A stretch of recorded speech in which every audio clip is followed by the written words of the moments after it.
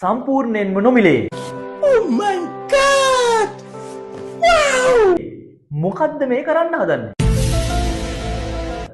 නෑ මේක තවත් ඔන්ලයින් ක්ලාස් එකක් නන් නෙවෙයි. පොඩි වෙලාවකින් ලොකු දෙයක් කරන්න පුළුවන් චූටි වැඩක් මේක. Nice. අපි ආරම්භ කරනවා වැඩපිළිවෙලක් 10 11 ශ්‍රේණිවල ළමයි වෙනුවෙන්.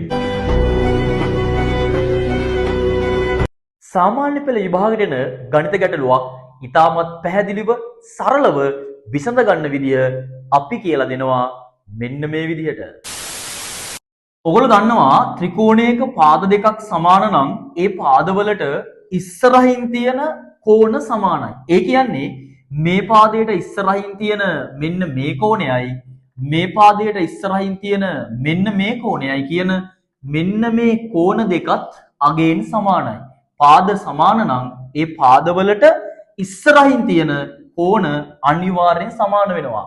අපි බලමු දැන් අර සම්බන්ධය පාවිච්චි කරලා මේ ගාන හදාගන්නේ කොහොමද කියලා. එතකොට බලමු අපි කලින් කතා කරපු සම්බන්ධය පාවිච්චි කරලා 2021 සාමාන්‍ය පෙළ විභාගයට ආපු මෙන්න මේ ගාන ලේසියෙන්ම හදන්නේ කොහොමද කියලා. මේ වගේ සාමාන්‍ය පෙළ විභාගයට එන සීලම වර්ගයේ ගණිත ගැටලු අපි එකින් එක දිනෙන් දින ඔයාලගේ අතටම ගේනවා.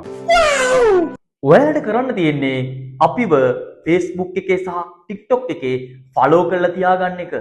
ඒ වගේම අපේ YouTube channel එකත් subscribe කරලා තියාගන්න.